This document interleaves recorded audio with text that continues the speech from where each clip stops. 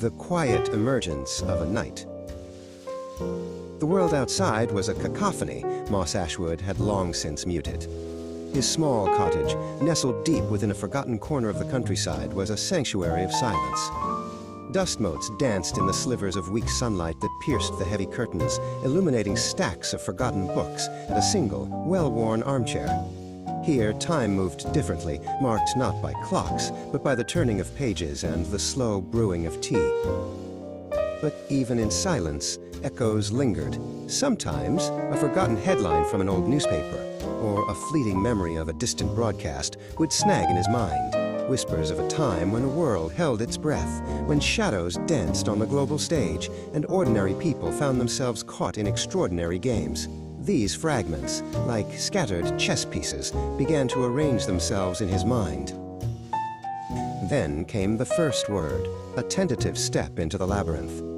Soon, words became sentences, sentences became paragraphs, and paragraphs wove into chapters. The silence of the cottage was now filled with the clatter of a typewriter, the rustle of turning pages, and the quiet hum of a mind deeply engrossed in creation.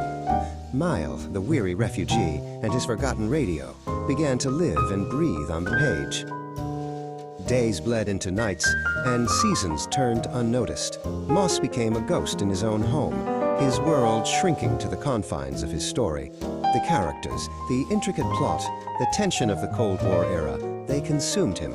He was no longer just writing a book, he was living within its shadowy corridors, navigating its treacherous turns.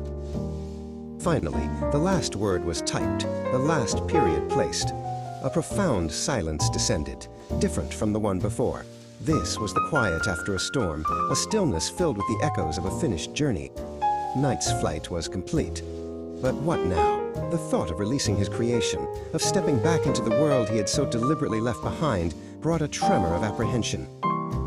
He had chosen a path less trodden, a quiet rebellion against the clamor.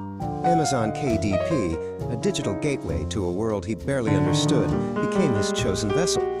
It was a stark contrast to the worn paper and ink he cherished, but it offered the anonymity he craved, a way to share his story without fully exposing himself. With a hesitant click, Night's flight took wing. It was a silent launch, no fanfare, no crowds, just the soft whir of his old computer. Yet for Moss, it was a momentous occasion. A part of him, meticulously crafted in solitude, was now out there, a whisper in the vast digital ether, waiting to be heard.